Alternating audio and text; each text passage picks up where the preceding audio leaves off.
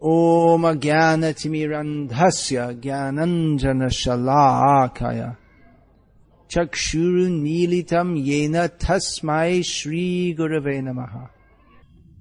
Now there will be a ceremony of Vaishnavi Diksha, or initiation according to the Vaishnava process.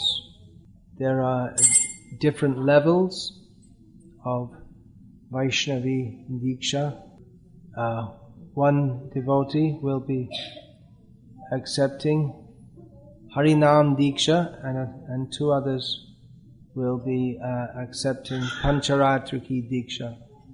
There are other devotees. It might be questioned that there are several devotees other who could be initiated, and why so few? Well, a bigger initiation program is planned, but later, in the beginning of next year, right? Shankar is the only one here being given the Harinama Diksha. There's a reason for that. One of Srila Prabhupada's disciples, when he was newly coming, before he was initiated, this was in America, his mother was very much opposed to him being a member of the temple community, and she was causing considerable disturbance. She wanted her son back with her. So Srila Prabhupada told that boy, now he's an old man, David Shapiro, to go and stay with his mother for some time, and then when she had become cooled down a bit, he could come and live in the temple. His name was David Shapiro. So he was reluctant, and he asked Prabhupada, well, how will I have the strength to live with my materialistic mother who doesn't want me to practice bhakti? Prabhupada said, I'll give you initiation and you follow everything, and that will give you strength. So Srila Prabhupada initiated him with the name Nrsimhananda Das, and after about 2 years, Nrsimhananda Prabhu returned to the temple community, and he has remained active in Krishna consciousness ever since. He's made many films about Krishna consciousness. So Shankara's position is analogous to that, similar to that. I think we need to make some huge sign outside. Turn yourself. No, they should take it out. Everyone has a phone. It should be made a condition that they take it out and turn it off before they come in. Not just ask them, but tell them before you enter, like taking your shoes off. No, they should not be allowed to enter.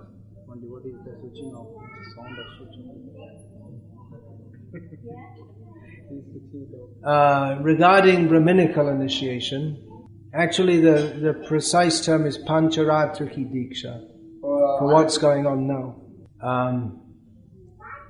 Srila Prabhupada called that Brahminical initiation because by offering Pancharatriki Diksha, he wanted to establish a class of Brahmanas as ideal spiritual leaders of society. Now, I've spoken on the topic of why I don't offer Brahminical initiation to all my disciples to whom has been given Harinama.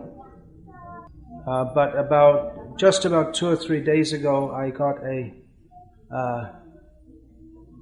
letter from a distressed disciple because I didn't agree to his request to give him Brahminical initiation. So even though I've addressed these points before, I'll address them again now for his benefit, and I guess for others also. Or at least I don't know if he'll be benefited, but at least to reply to the points he's raised. So I had requested him to listen to one lecture I'd given on this very subject.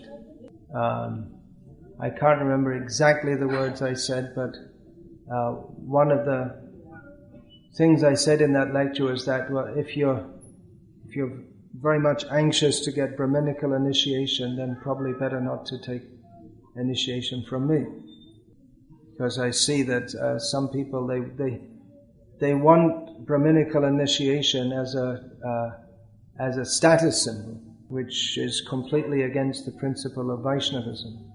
And actually, a few now of my disciples have become very disturbed and distanced themselves from me because I didn't give them Brahminical initiation.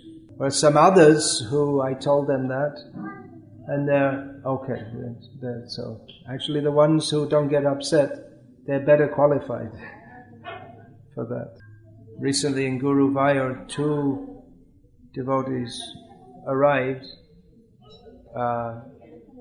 expecting to be Brahminically initiated. I told both of them that I'm not giving now. In the case of one of them, I'd had no prior intimation, just he turned up. No one had discussed it with me and like that. He just turned up and expected to. He had some recommendation, but I hadn't, like I said, no one had discussed it with me. So I told him I'm not planning to give Brahminical initiation here. Anyway, it's not the right way to do it, just to turn up. So he became very disturbed. And later I heard from devotees in the town that he lives in that he was saying that it's very humiliating and I may have to leave the town altogether because he feels so humiliated.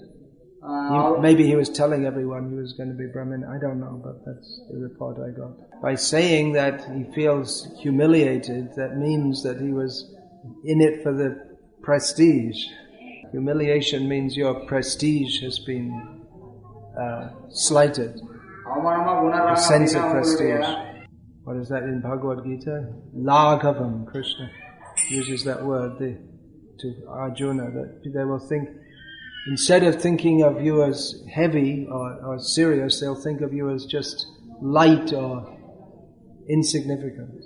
And the other one had come all the way from Vrindavan. There had been discussion about his Brahminical initiation previously, but I wasn't expecting him to turn up at that particular ceremony. So I told him, I'm not prepared to give now, I'll give you later in Vrindavan. He said, okay. I'll plan on doing so next time I go to Vrindavan. So anyway, this devotee whose letter I'm addressing, or the contents of the letter which I'm addressing, he said that when he heard me say that if you want to take Brahminical initiation, don't approach me, then doubts in myself arose within him.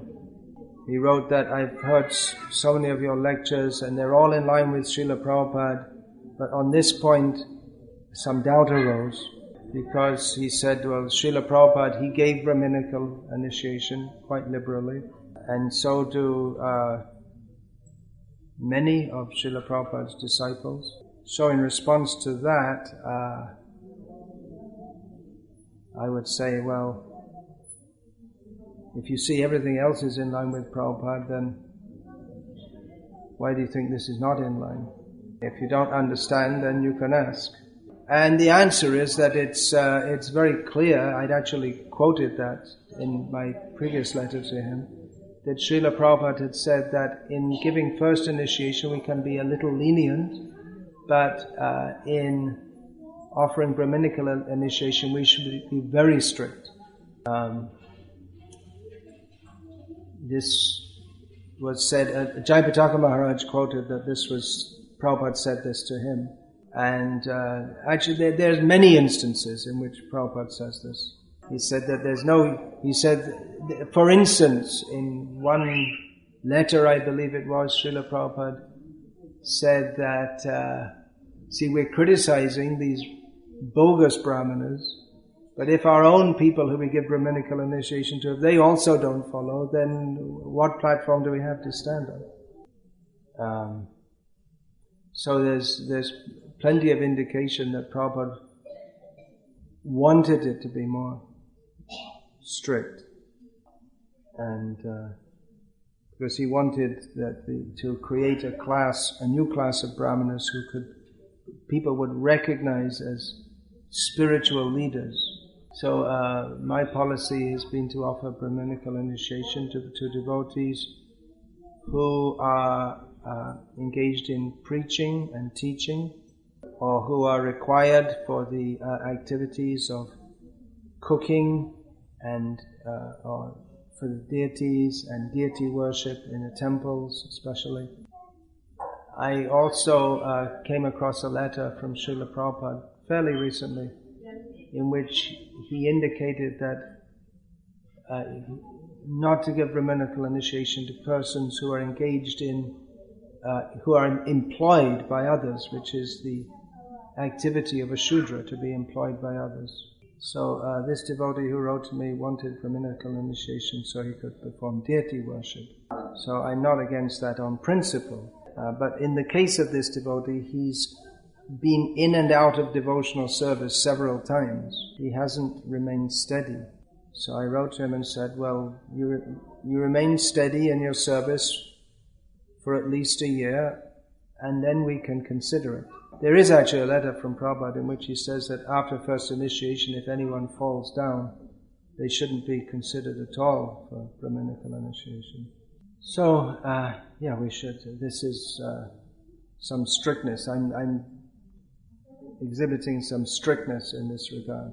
Because, if a devotee's been coming and going, and then you give them Brahminical initiation especially, it doesn't look very good if they go away after that, when they're taking the role of a spiritual leader of society, and if they can't remain steady in devotional service, that should be the minimum to be a spiritual leader, is to remain steady in devotional service. So this devotee wrote also that he had dreams of being engaged in deity worship. So my response to that is that if Krishna wants you to perform deity worship, there's nothing that me, being a tiny jiva, can do to stand in the way of that. But as we are enjoined to act according to or offer initiation according to observable symptoms rather than what someone sees in a dream, I'll continue to act on that platform unless Krishna otherwise indicates to me. I know one guru who waived all the other, you know the word waived? W-A-I-V-E-D, means he dispensed with all normal qualifications for initiation and initiated someone because he said that in their previous life they were a devotee. He had ascertained that by hypnotic regression, so we're told. So I would prefer to stick with more shastrically based on Prabhupada's instructions, criteria, than these somewhat mystical criteria. You could ask Divya Prabandha to check that out. If after 1 year or 2 years she's still following anything, you could ask him. It's like that gay couple who got the blessing. Now they're split up. Huh? Anyway, you don't have to translate that. Yeah.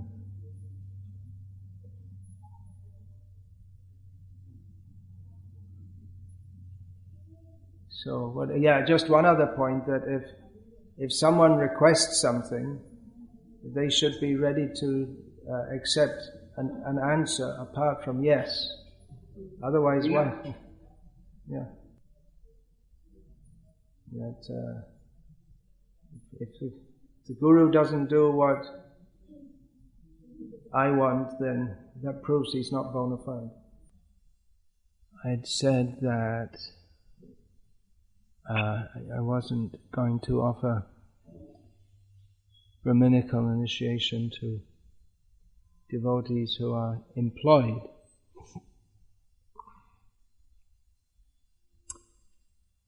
But that doesn't mean that those who live in the temple automatically qualify for Brahminical initiation. In fact, there are quite a few of my disciples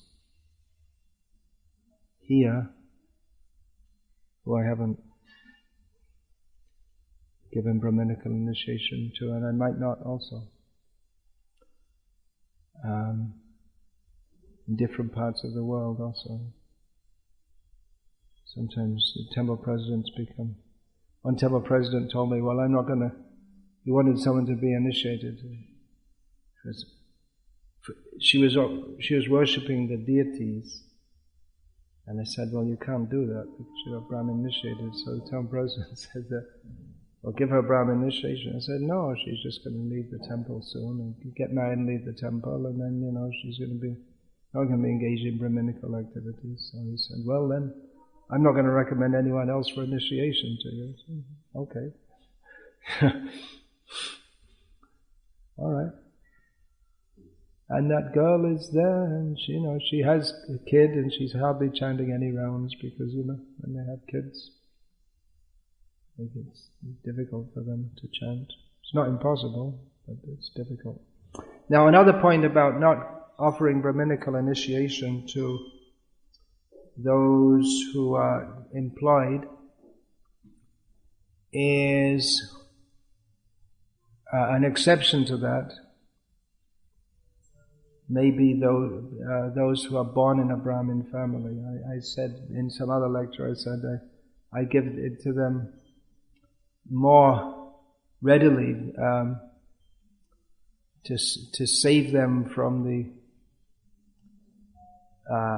Anyway, I spoke about that before, to save them from thinking I'm a Brahmin independently of Krishna consciousness. It's not because they're better situated, but because they're worse situated in thinking I'm a Brahmin. Another reason I may do so also is there's a purport in Chaitanya Charitamrita where Srila Prabhupada says that those who are traditionally in Brahmin families, people would worship the Shalagram Shila, and they should do that. So I take it that Prabhupada, in encouraging people born in Brahmin families to worship Shalagram Shila, he wanted to maintain that, wanted them to maintain that tradition, whichever kind of Brahmin, whether they're Smarta or whatever, they'd worship Shalagram Shila, gives them some touch with Vishnu. So I'm thinking to do that with my disciples from Brahmin families, and we can encourage others also. Whenever we meet anyone from Brahmin family, I say, are you worshipping Shalagram Shila? You should do. So, coming on to a more positive note, think positively. Rasik Shekhar Prabhu and Chaitanya Chandra Prabhu both took up devotional service in Dubai, which I just came from Dubai. We had there a pre-Janmashtami festival on Friday, because Friday is the Muslim holiday. All-day program with 2 main sessions, one in the morning and one in the evening. And in both sessions, that Regent School, you've seen programs there? Completely packed. It's too small actually now for their program. So hundreds and hundreds, I don't know how many people. It's completely packed out all day. And for the first time I went to Fujairah for a program there. Suman Chaitanya is organizing that. So just some news from Dubai for you. Fujairah, it's one of the Emirates, the United Arab Emirates. They're like, in the desert there are some different cities built, and they're called different Emirates. No, actually they're not, like Al Ain and Abu Dhabi is this. Anyway, they're like little mini kingdoms, whatever you want to call them. So they've both been in devotional service for several years, and Dubai is an extremely materialistic place. It's all tall, new buildings, highways, and now they have that metro rail and shopping malls, and people come from all over the world and spending lots of money. Of course, it's suffering from the recession now, but it's built on the principle of gross materialism. So they were both working in that Shangri-La of so many Indians. Shangri-La means a place very much desired, where you think everything will be very nice. I remember, this was years ago, we had one accountant in the BBT in Juhu. He was a young man, not a devotee, paid outside man. And then one day he came into work beaming, all excited, and informed everyone that he had got a job in Muscat. So for him it was like going to the moon or something like that. He was thinking life must be much better there. And probably both of you, before you went to Dubai, were thinking the same thing. Huh? And, well, you could say in some ways it's better. Materially, it's much developed. But you have chosen to leave that and come and live in our ashram, very simple ashram here, where we are deliberately making an atmosphere of minimal facility, so that people who come, they won't be coming for the comfort. Anyone who wants to stay in this ashram, it won't be because they're looking for comfortable, free room and board. Many people are shocked that we don't have even electric lights in the ashram, and we cook using wood. They think this is all very primitive and backward. But we would prefer to live like the rishis, or of course the rishis, many of them, they didn't cook at all. They just lived on air or roots or whatever. But to follow the Brahminical culture, in which tapasya, or austerity, is considered desirable, and indulgence in bodily luxury is considered a disqualification. Aram is haram, means comfort is abominable. So, that is a qualification for spiritual life, that one is not seeking after the material benefits of this world, but is prepared to undergo, not seeking the material benefits of this world, but is prepared to minimize all bodily facilities so that we can direct our attention towards the service of Krishna. So they will be taking Brahminical initiation for the specific purpose of cooking, garnitai. Okay, so that's all I'll say about that for now. And now we'll give the beads and name to Shankar. Hare Krishna, Krishna Krishna, Hare Hare, Hare Rama, Rama Rama, Hare Hare.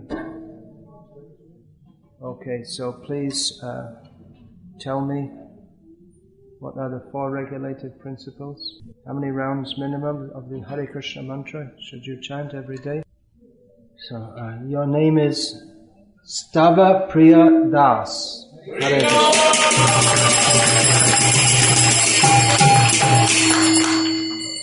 Yeah, come. Stava Priya Prabhu ki. Stava Priya means, it's a name for Krishna, means he likes stavas. Stava means a hymn of praise. So Krishna becomes pleased when devotees recite prayers to him. Not only Krishna, but pretty much everyone likes to be praised. But Krishna is the actual object of praise. Anyone except Krishna who likes to be praised is simply a rascal. So this name Stava Priya, if applied to anyone but Krishna, means that they're a conceited fool. But because Krishna is the actual object of praise, it is most appropriate to praise him. So Do not be Stavapriya. Be Stavapriya Das. Then you'll always be safe. Hare Krishna. So we'll go on. Can give this to the priests. It's a very auspicious day, of course, to be initiated. Any day to be initiated is auspicious. It becomes auspicious by that act of initiation. But these Vaishnava festival days, of course, are days anyway in which everyone is particularly jubilant in the service of Krishna. They are days for heightened Krishna consciousness. So, like I say, it's a good day to get initiated. I also got initiated on Janmashtami.